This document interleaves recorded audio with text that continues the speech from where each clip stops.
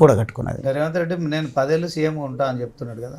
అదే అంటున్నారు, రేవంత్ రెడ్డి 10 నెలలు సీఎం, 10 సంవత్సరాలు సీఎం ఉంటా అంటారు. ఇక్కడనేమో బీఆర్ఎస్ మళ్ళీ మేమే అధికారంలోకి వస్తారంటారు. నేనేమో ప్రజలను ఎవరు అధికారంలోకి వచ్చేది కాదు, ఎవరు అధికారంలోకి వచ్చినా మన జీవితాల్లో కొత్తగా బీజేపీ రాష్ట్ర అధ్యక్షుడు రామచంద్రరావు కూడా అంటున్నాడు. ఏమంటున్నారు? రానున్న కాలంలో బీజేపీ ముఖ్యమంత్రి తెలంగాణకు ముఖ్యమంత్రి అవుతాడని కావచ్చు, నేను కాదనట్లేదు కదా. వాళ్ళకు కూడా స్కోప్ కనిపిస్తుంది. 8 స్థానాలు ఎమ్మెల్యేలు గెలుచుకున్నారు, 8 స్థానాలు ఎంపీలు గెలుచుకున్నారు. అదేవిధంగా దేశంలో వాళ్ళే అధికారంలో ఉన్నారు. అదేవిధంగా వాళ్ళకు ఉండేటువంటి ఎజెండా వాళ్ళకు ఉంది, వాళ్ళు క్షేత్రస్థాయిలో వాళ్ళు కూడా పనిచేస్తున్నారు. కాబట్టి వస్తే రావచ్చు. అందుకే నేను వాళ్ళతోనో వీళ్ళతోనో అందరితోనో మాట్లాడతా. మీరు వచ్చినా కానీ ఈ అంశాలపైన దృష్టి కేంద్రీకరించాలని మాత్రం చెప్పడం జరుగుతుంది. ఎస్సీ వర్గీకరణ బిల్లు విషయంలో ఒక క్లారిటీ వస్తుంది. తెలంగాణలో కాంగ్రెస్ దాని విషయంలోనైతే నేను ఖచ్చితంగా బీజేపీ పార్టీకి ఒక మాదిగ బిడ్డగా నేను ధన్యవాదాలు తెలియజేస్తాను.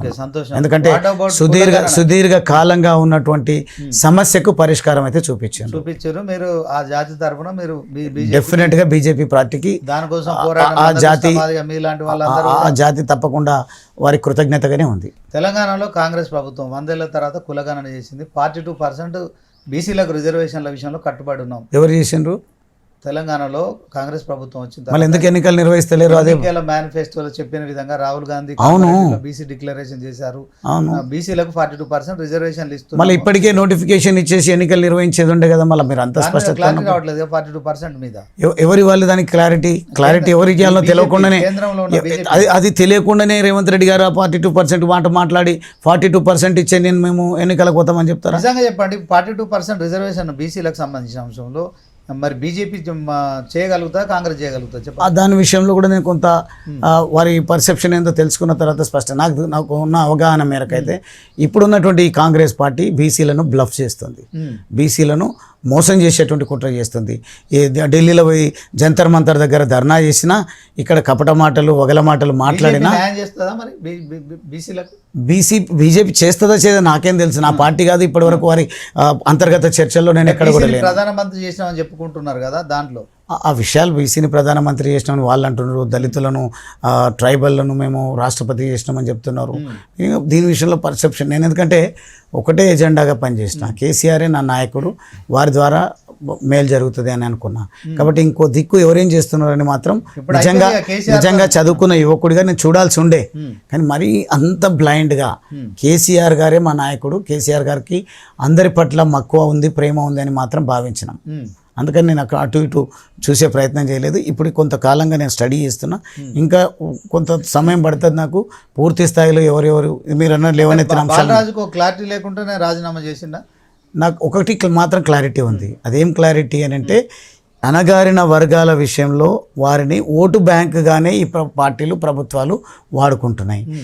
ఏ ప్రభుత్వం ఉన్నా ఏ ప్రతిపక్షం ఉన్నా మళ్ళీ అధికారంలో ఎట్లా రావాలనే దానిపైనే ప్రణాళికలు రచిస్తున్నాయి. వీటిని ఇది కాదు కావాల్సింది.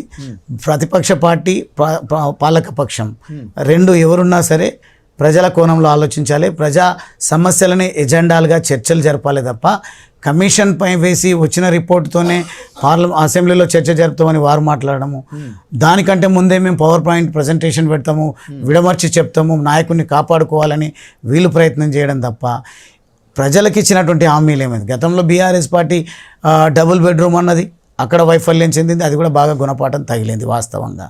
దాని తర్వాత ఇందిరమ్మ ఇండ్లు అంటున్నారు, ఉన్న ఇండ్లు కూలగొట్టుకొని వాళ్ళు ప్రజలు నడి రోడ్డున పడుతూ ఉన్నారు, నీడు లేకుండా గూడు లేకుండా ఉంటా ఉన్నారు. ఈ అంశాలను చర్చ జరపకుండా మళ్ళీ మేము ముఖ్యమంత్రి అవుతాము, మా ప్రభుత్వం వస్తుందని వాళ్ళు చెప్పుకుంటున్నారు.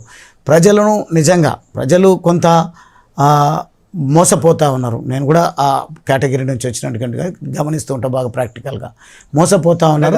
కొంత గొప్ప ఆచితూచి ఆలోచించి నిర్ణయాలు తీసుకొని నేను ప్రజలకు చెప్తాము.